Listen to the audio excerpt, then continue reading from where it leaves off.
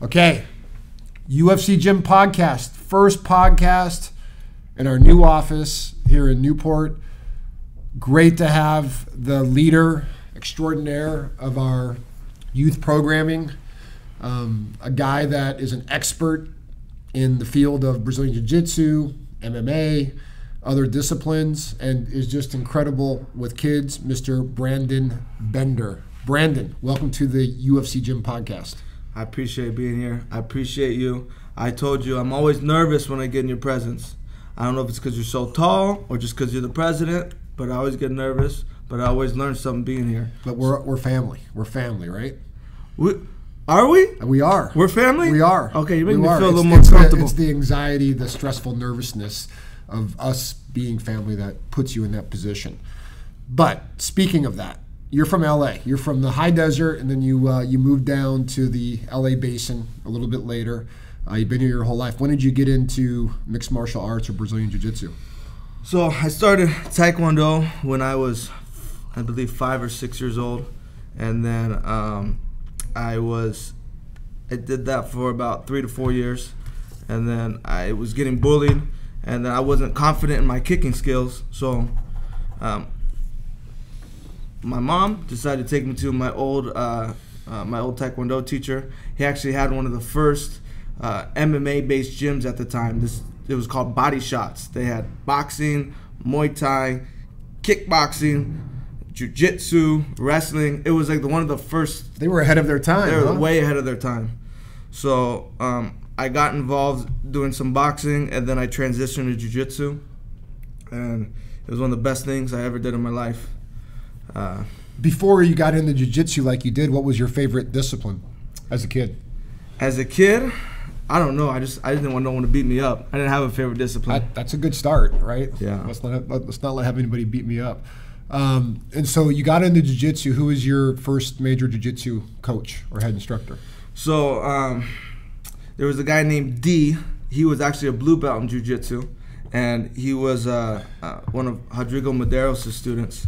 And I stepped into the gym. I didn't know anything. They didn't have a kids program, so I was, I believe, 10 or 11 years old, and I got thrown into the adult program. And I remember thinking, I can't do this. But everyone was super nice to me. But then I started rolling with the guys, and I did fairly well, not knowing anything. I felt pretty strong. You know what I mean? How old were you at this point? At 10 or 11. 10 or 11. Okay. And then. But you were a natural out of the gates, right? Yeah. In my mind, I wasn't. And I remember my coach telling my mom, he was like, "Man, someday your son's gonna be a world champion." And being a 10 or 11, I was like, you know what? That's amazing. I can't believe he said that, because I never thought of that myself. Yep. And so I stuck with it, because I always remember he said that. And he would always put me with the biggest guys in class. So, how much do you weigh? 245. 245. How tall are you? 6'5". 6'5". My goodness. So I would always go with people your size. He would always put me with the biggest guys in the class at 10, 11, 12 years old. Yeah. I would go to school.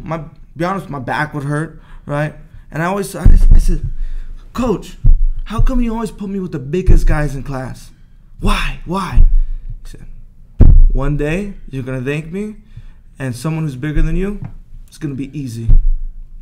So he gave me a lesson. Now when I roll with big guys and I go with big guys, it's like nothing to me. And really part of that is just mental, right? Because you rolled with big guys your whole life. Mentally, it doesn't really matter the size anymore, right? Because it's all up here in your head. Yeah, and that's what he stressed too. When I first started jiu-jitsu, it was always told to me that the masters at jiu-jitsu would do 90% technique and 10% strength. Mm-hmm. But when you first start doing jiu-jitsu, you do 10% technique and 90% strength. Yeah. So if you're doing something with strength, you're doing it wrong. So I'd always try to figure out, like they always tell me, hey, the big, strong, doesn't matter. If you have the right technique and you know how to apply it properly at the right timing, you're gonna get the W. So. Well, let's talk about mindset for a second. So you can probably remember back when you were 5, 6 years old, 7, 8 years old, and then you get into jiu-jitsu at 10. And then you really fell in love with that discipline. Talk about how you felt as a kid. You know, how was your positive mental attitude? How was your confidence? How was How did you feel overall before and then after getting into jiu-jitsu? So when I was getting bullied, I was totally afraid. Yeah. How old were you when you were getting bullied? I believe I just started. I was in 6th grade or 7th grade. Okay. And 7th grade was the first time I got jumped by 3 people. And 3 people at one time. 3 people at one time. And the funny part is I have the video somewhere because my friend was filming it. Your buddy was filming. He was filming me getting jumped, and I got mad at him because he didn't let go of the camera. He thought it was more important to just film it. Get it. Yeah. So, anyways, he was ahead of his time on social media, wasn't he? Yeah, he was. So, where were you when you got jumped? In my front yard. In your front yard. Yeah. So you're out in your front yard. You're just having a good time with your buddy. Yeah. And then all of a sudden, 3 guys walk by and they attack you. Pretty much. What was the motivation for them attacking you? I don't know. You don't remember? I thought they were my friends. Okay. Yeah. Right. So then what happens? Anyway, so after that, I started training and doing jiu-jitsu and stuff like that, and I walked away knowing I'll be able to defend myself. And the funny part was me growing up, because I had a lot of struggles with people want to beat me up, people tell me they're going to kill me at school, like I can go on the laundry list of stuff, but I used to have UFC fighters at the time come to my junior high and high school to make sure I didn't get jumped. True story. I was the only kid in the gym. Only kid. No other kids were training MMA at that time with the adults besides me. So they kind of took me as a little brother. So if I said I had a problem or someone was going to... They looked after you. They looked after me. They would drive me to school. They would take me home. They'd go to the gym. I'd go out and hang out with them. And I felt... I wasn't popular at school, but I was popular at the gym with all those fighters and it's amazing. It's all amazing. Those coaches, like when you think about that training, you create a community, right? And so even though you were the youngest one there and you were kind of the kid of the group, there was a brotherhood there, and it was not only taking care of you in the gym, but taking care of you outside the gym. So that had to make you feel good, right? Made me feel amazing. Yeah. I felt like when I was hanging out with them, I felt like Superman. I felt like the most popular guy in the whole world. Like that experience for me, I wouldn't trade it for any amount of money. Now, growing up, you grew up with just your mom, right? Mm-hmm. For the most part. And so not having a day-to-day dad in your life, and then you bring in the world of MMA into your life. How do you think the world of MMA saved you growing up? So what MMA did for me was it taught me how to be a man, if that makes sense. I didn't know how to be a man. I grew up around women. And there's nothing wrong with that, but I didn't have any strong male figures in my life on a day-to-day basis. So I was trying to figure out how to act, how to talk. I'd ask my mom for advice. She wouldn't know what to tell me because it's hard for a mom to be a dad too. All right, so my coaches, I said, they could do no bad in my eyes, right? Anything that they did, I wanted to copy, I wanted to mimic, and I wanted to be just like them. And that helped me mold to the person I am today, because I didn't grow up with a dad, but I grew up with like 20 dads, and very strong male figures, and a lot of them had a lot of positive influence on my life. So when you think about that, how has that made you a good dad today? I think growing up without a dad, you realize how important not having a dad is. So I have a 2.5-year-old daughter. And I just want to spend every second with her, every second. Well, every second with her and then every other second with me, right? Am I close at least? Am I in the conversation? Okay, as long as I'm in the conversation, Brandon. That's all I want to be is in the conversation. All right, we're family now. Yeah. So it's interesting. So you think about growing up and you think about getting into Brazilian Jiu-Jitsu and MMA, and really that became a dad's substitute for you, which probably ended up keeping you on the straight and narrow. I'm sure there was some sort of accountability for you in your personal life. And then you progress, and at what point did you decide to get into MMA fighting?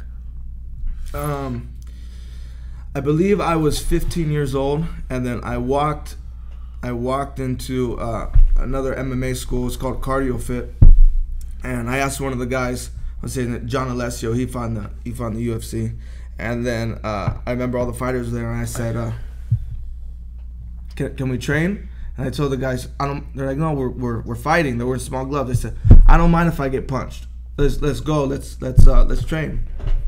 So at that moment, I gained the respect from everybody at that gym, and they were affiliates of the Body Shots gym. So people train at the same places, my coaches.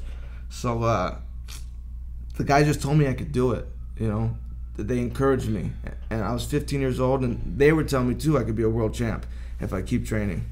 So then I started to really believe in myself, and I said, you know what, maybe I can do this. Maybe I can have a future at this. And I put everything aside and just focused on training. And I think it's important that, listen, you're the top 3%, right, out there that get into this and want to get into fighting and see that through. But I think one of the motivations, and correct me if I'm wrong, but one of the motivations that you have as becoming the leader of our youth programming is that it's not about training to be a world champion in an octagon. It's really about training to be a world champion in life. Exactly. And you are bringing all the characteristics, the experiences, the stories that you've went through your entire life, and you're able now to bring them to these kids that are at a very impressionable age, to really get them to realize what they're capable of becoming, as a kid to a young adult to an adult. Talk a little bit about how you think participating in MMA activities and disciplines can help a kid or a child become, whether they're a lady or a man, how they can become a better adult by experiencing that as a kid. So the amount of work that's into the training that you have to do to become proficient at it, there's a great deal amount of work that needs to go in. So, and you're gonna fail a lot. So just like as you know, if you don't fail, you're never gonna succeed. You know, you got to keep failing, fail again, fail again, fail again. Go back home, think about it, try it again the next day. Go back home, think about it, try it again the next day, and keep failing over and over and over again. And one day it just clicks for you. One day it just clicks, and through your abilities growing in the martial art, and you see the success happening on the mat, it builds your character off the mat. So you don't as a kid, you don't have to have a broken nose or a black eye. This is more about going through the training and the fundamentals of what MMA is all about, and you learn how to deal with adversity as you're learning the discipline, right? Which can help you with more personal adversity as you get older. Would I be characterizing that correctly? Yeah, I mean, let's be honest. There's no more adversity than having somebody on top of you and putting you in different moves, right? Or somebody trying to strike it. There's no greater adversity than, I guess in my eyes, than that. There's greater adversity, but when somebody's trying to physically do something to you and you can find a comfort there and you know what to do, everything else in life becomes easy. You're calm under duress, yes. Right? Everything slows down for you mentally, whereas everybody else would react in a very emotional state. Yes. Yeah. Yeah. No, I think those are incredible lessons, and it's interesting because the way that I see it when I'm in the clubs is the more empowered kids become, the better kids they become, right? It seems like their character improves, with that empowerment comes this kind of responsibility to take care of others and help others and support others, and so I think it's incredibly powerful. I have I'll share with you a couple stories. I have kids in my classes that have had learning disabilities, challenges, and then do a couple years of martial arts, completely change their life, change the way they communicate with their parents, friends, teachers at school. I've had kids who, the other day I had a kid who wrote a suicide letter to his, not to anybody, but his mom found it in the hallway because he was getting bullied so bad at school. They were calling him fat and gay and a whole bunch of stuff, and he's 8 years old, and he wrote a suicide letter. It's crazy. And it's insane, and how much of that is going on when we ask the kids. You know, because sometimes as parents, it's easy, or a boss, right? I'm going to tell you what to do. I'm going to tell you, hey, do this, don't do that. But I don't ever ask you, what's going on in your life today? Yeah. How are you feeling? What happened at school? You know, and it's really the art of mentorship, isn't it? And the art of mentorship, it tends to get lost with the continued advancement of social media, because just because you like somebody's post, you think that you're really getting into what motivates them or what they're sad about or happy about, versus having a real conversation with people. So I would assume that you see this letter where this kid is suicidal. It's an opportunity for you to get in sync with that person and to really understand why they're thinking that way, and then hopefully through MMA get them to look at things a little bit differently. Is that right? Yeah, that's true. So I mean, I'll share with you a story. When I was a child, and kind of shared on the video on the YouTube page, but I watched my mom get beat when I was a kid. Right, I used to have to watch it, and I remember from like 3 to 5 years old. But I remember almost committing suicide a whole bunch of times, staring at a mirror with a knife, because the guy used to give me a knife, right? And I almost used to kill myself, right? So I understand. What do you mean the guy would give you a knife? These guys would give me just okay. Go ahead. Okay, go ahead. That's another story. I don't want to get into it. My poor mother's gonna watch this. Yeah. All right. But I know that train of thought that the kids are going through. Yeah. And it's a really dark place to be when you don't have a strong leadership role in your life, to someone to mentor you, to say, hey, it's going to be okay. Because you're from the ghetto, because you come from a bad family, because you don't have parents or whatever it is, because this happened to you, yeah, that's not who you are. You can come out of that. You know, avoid labeling people. Yeah. You know, because sometimes too many things, stuff that happens to us, we let it define us, and we let it define who we are, right? But it's your character. It's not matter what happens to you. It's your character coming out of that. Makes the real difference on how you're going to impact other people and how you impact yourself. Yeah. Go back to the kid that wrote the suicide letter. So is there an end to that story where he changed his life around? And yeah, so this actually happened about a month ago. Yeah. He ended up, the kids that were bullying him, he ended up punching the kid in the back, made one of the bullies cry, and then now he's totally happy and totally confident.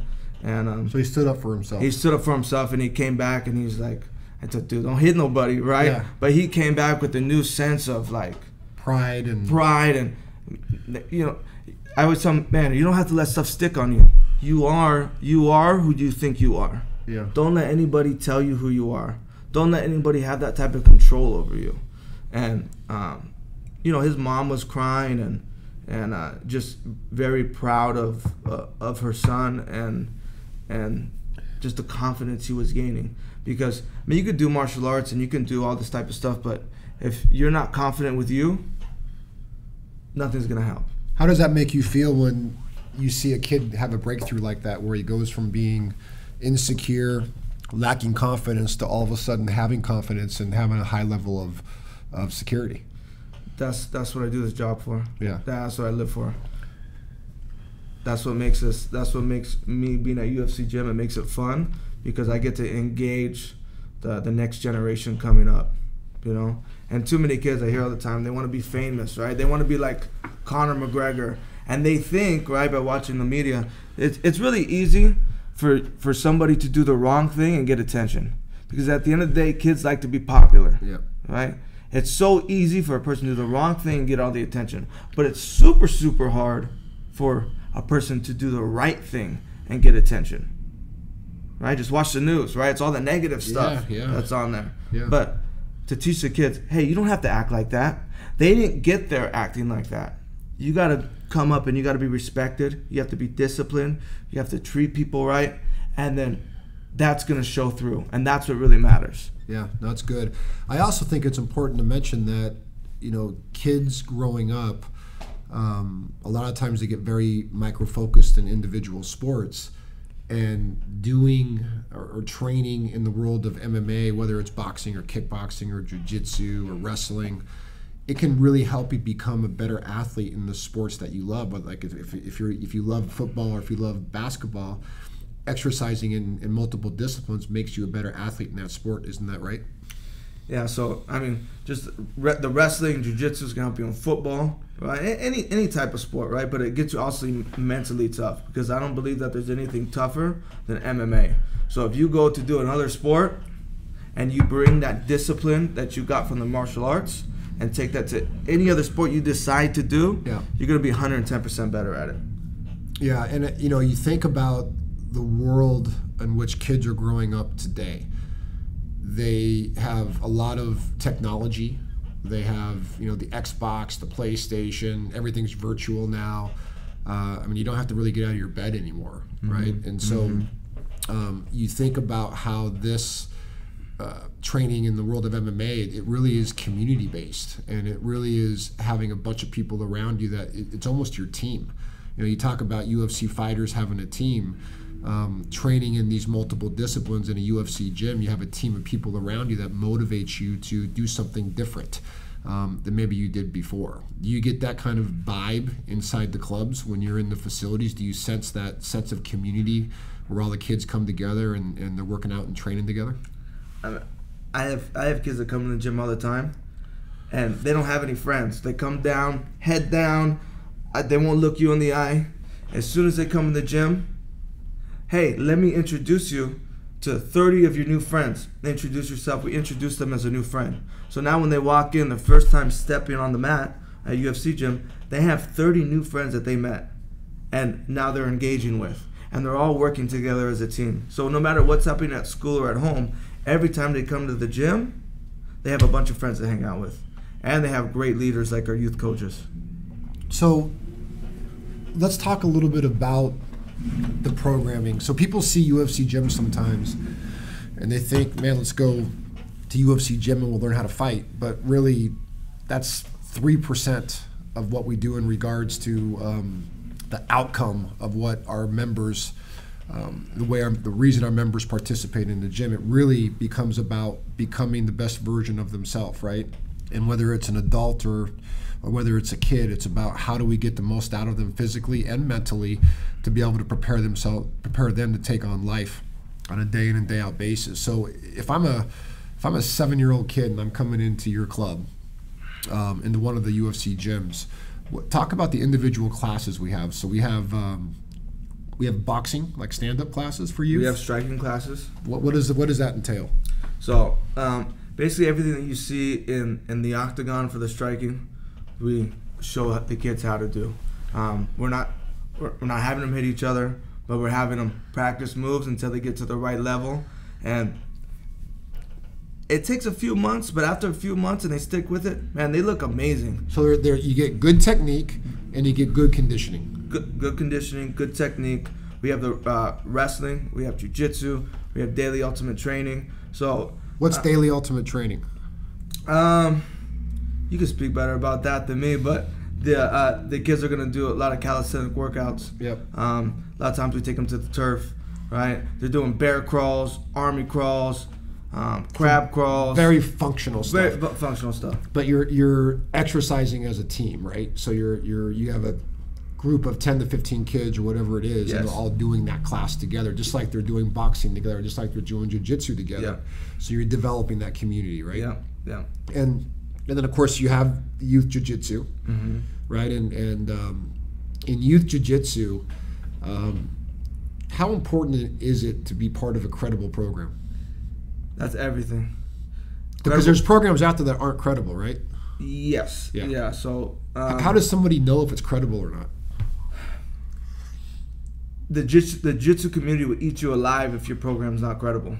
So if it comes out that you're not credible, you're probably not going to last long. But with Mauricio Tinguia, our senior director of Brazilian Jiu-Jitsu, he's done an amazing job finding coaches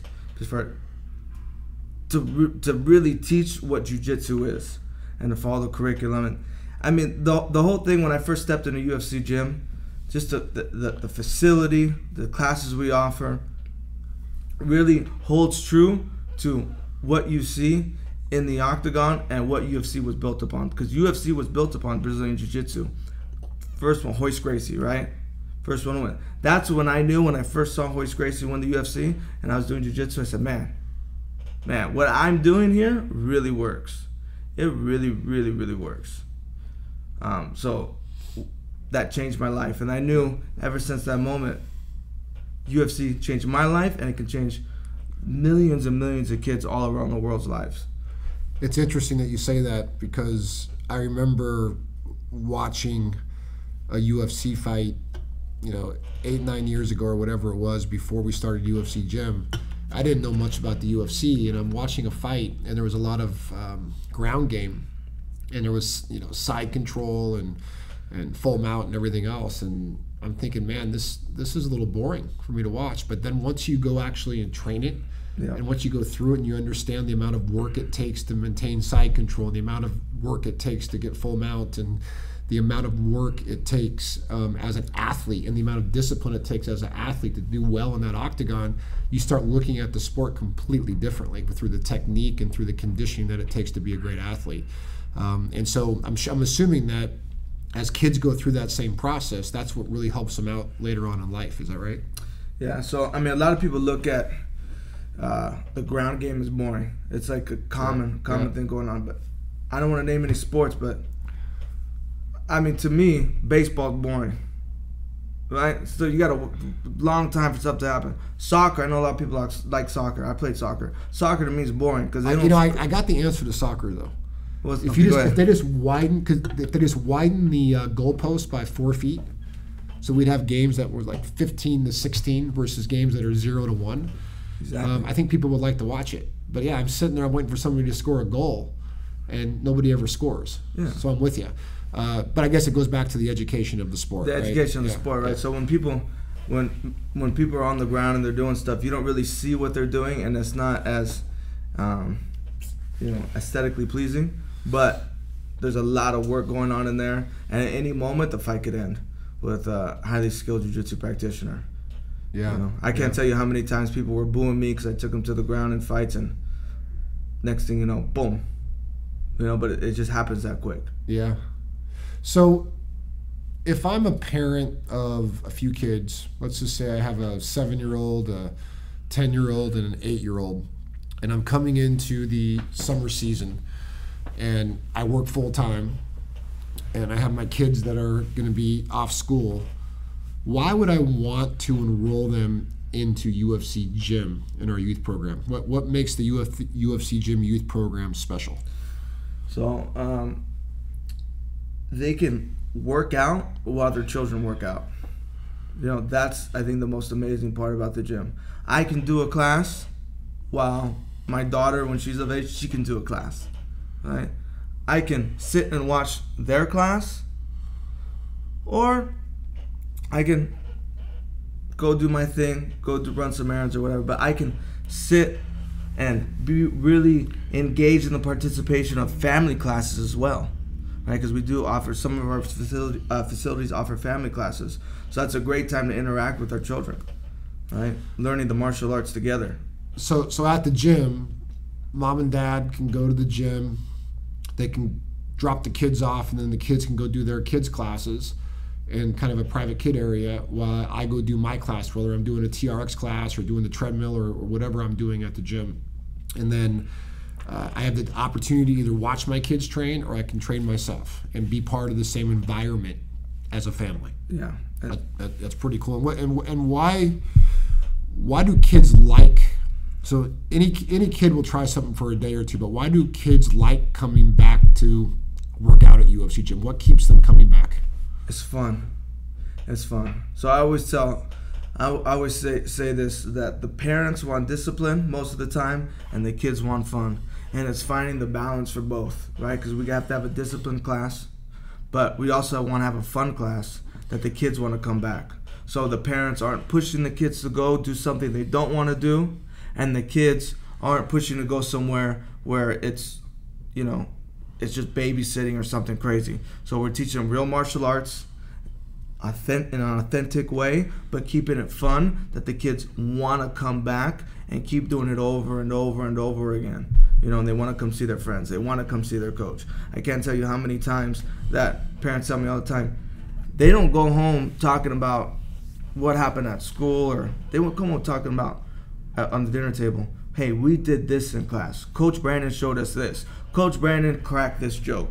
Or Coach Brandon, whatever it is. They're talking about me, they're talking about the other instructors, and they're talking about their friends. They can't be talking about your jokes. Because, I mean, do you think you tell good jokes? To kids. Oh, to kids. To kids, kids, yeah. kids, to relate. Kids okay. think I'm really funny. All right, okay, good. Let's get that straight. Yeah. Let's get that straight.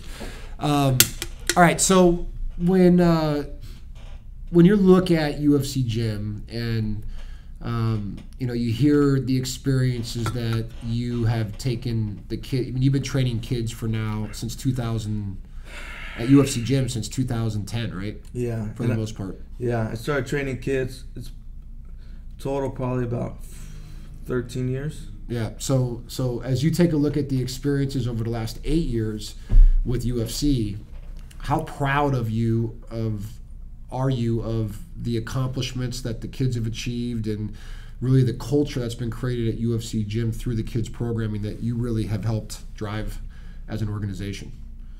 I mean, it's amazing. When we take these kids to the tournaments, they're winning. A lot of them are getting first place, right? As a team, we're getting trophies. But even the kids that aren't competing, they're a part of all that, right? They help drive that process. And again, just seeing the development of not only the kids, but the parents too. Because, look, we don't want to have a competition team that we're just solely driving competition for UFC Gym, and we don't want to be on the other fence where we're not taking any kids to competition. We want to find something in the middle where, hey, we have opportunities where we allow kids to go do what they want to do and be their very best at. So I always tell the kids, and if they want to play another sport, I always encourage them to play another sport. But keep training in the martial arts. Yeah. Keep doing what you're doing at UFC Gym, because it's going to help you out, like we talked about earlier.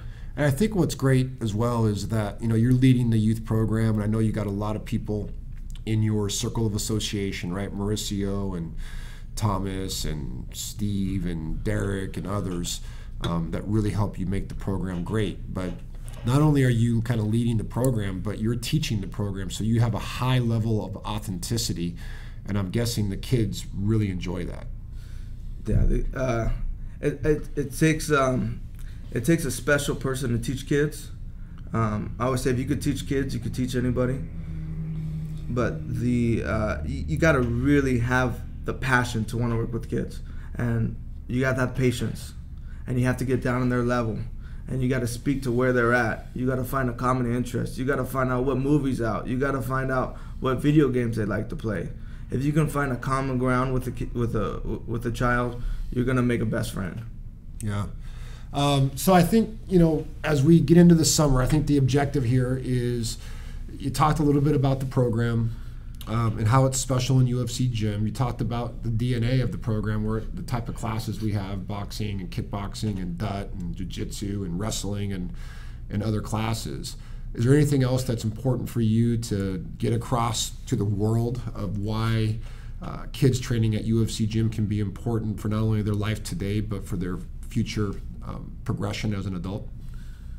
I'm not gonna, even though I'm director of youth training, yeah. right? I'm not a perfect person. I make a lot of mistakes, and I think sometimes as parents, we're so hard on our kids, or we're not hard enough. Again, we got to find a balance, right? Nobody's perfect. We got to allow kids to make those mistakes and help coach them through it. Right? Help them coach them to not hang around with the wrong people. Right? Because I could tell you, for me, I've probably done all the wrong things in my life, right, to get to where I'm at. In saying that, you got to hang out with the right people. Because if you hang out with the wrong people and you want to be in that crowd, you're going to end up, to your fault or not, you're going to be part of that. So encouraging the kids is, I mean, I barely graduated high school, to tell you the truth. You know what I mean? I just cared about fighting, and I'm still crazy, but in a good way, but I was crazy back then, right? And it was all because I wanted friends. I wanted to be popular. I wanted to hang out with these people that maybe necessarily didn't want to hang out with me, right? So I always tell the kids, look, it's okay to be by yourself. If nobody likes you, it's okay. I like you. People at UFC Gym, you have friends here, they like you. Your goal at school is to do your homework, get good grades, and be a good student. It's not to win a popularity contest, right? It's not to, you want to go to college one day, you want to be a successful adult, you want to work for a good business or maybe open up your own business. Well, I like what you said there is that, if you're a kid and you don't have a lot of activities to do, it's very easy to hang around kids that may have problems or issues, and those kids like to bring you into their circle, right, where the problems and issues are. Whereas when you go to UFC Gym, you have a bunch of like-minded individuals that all want to improve themselves both physically and mentally. And I think that's huge. And you have great coaches that understand how to work with kids the right way, right? So I think that's a huge deal. And additionally is when you look at not only having kids able to improve their life, but if you have kids that are really into sports, it can make them better at those individual sports, right? So it seems like this is kind of a holistic way for a kid to enjoy their summer and become a better version of themselves by the end of the summer. Is that right? Yeah, and too, when I talk to the kids, you have the position as a coach, but you gotta have permission from the kid to lead them, and then you're giving them results, right? And at the end of it, through developing the child, you're gonna get the respect, and the respect from the parents. So again, just keeping kids away from things that are gonna be detrimental to their life, because we all know one mess up can change your whole life, right? I want to keep kids away from things that are gonna hurt them, right? Going to jail, right? Being in prison. You never want to be there. That's the worst thing you could ever happen to you, right? So keeping kids out of trouble, doing the right thing is on my forefront besides the martial art. The way people live. The way people live. Yeah. Building that character. Yeah. Well, listen, you are an incredibly important part of UFC Gym. You're an important part of our DNA. Because arguably, when we're trying to solve for purpose, we're trying to solve for a fitness legacy that can make people better. Whether you're an adult or whether you're a 7-year-old kid, we want to make you better. And we do that, I think, physically and mentally. And it's because of people like yourself that it's not just about you being great at what you do, but it's about the word of empathetic, right? You have a caring for people that are around you. And I think that makes the difference of what we find at UFC Gym in general. We have clubs around the globe now, and we're in 24 plus countries, and that same DNA that you're impacting here domestically or in Rosemead or Torrance or Corona or other clubs, it can be felt everywhere. And then through that connection or that connectivity, you really, really create the right culture for people to grow up in a different way. So UFC Gym's lucky to have you, right, as the head of youth and the head of youth training. And so we're fortunate. And I think that, no matter where you're at around the globe, if there's a UFC Gym close to you, and you can get your kids into this for the summer and they can experience what's a little bit unique and a little bit different about training at UFC Gym, I think you'll be pleasantly surprised as a parent, because they're not going to want to stop coming. They're going to want to keep coming, right? Yeah. So Brandon, thanks for your time and driving all the way over here to the office to spend time talking about your youth program and the team and the people and the kids. And your experience of growth as a kid to an adult has been incredible within our organization. And I think that makes us, again, it creates the authenticity to make our program even better. So thanks for everything you do for UFC Gym. And if anybody has questions about the youth program, what's your email address? Brandon.bender@ufcgym.com. It's not the Brandon.bender it's just Brandon. Brandon.bender@ufcgym.com. Okay, before we I don't have the yet. You don't have the yet. And before we go, do you want to share any, because you said that you're a comic, do you want to share any jokes with us before we exit? Look, I figured out I'm only funny to people from 5 years old to under. Well, can I get a joke that if I was 5, that would be funny? You know what the difference between me and Superman is? What? There ain't no kryptonite for this. Oh, that's a joke.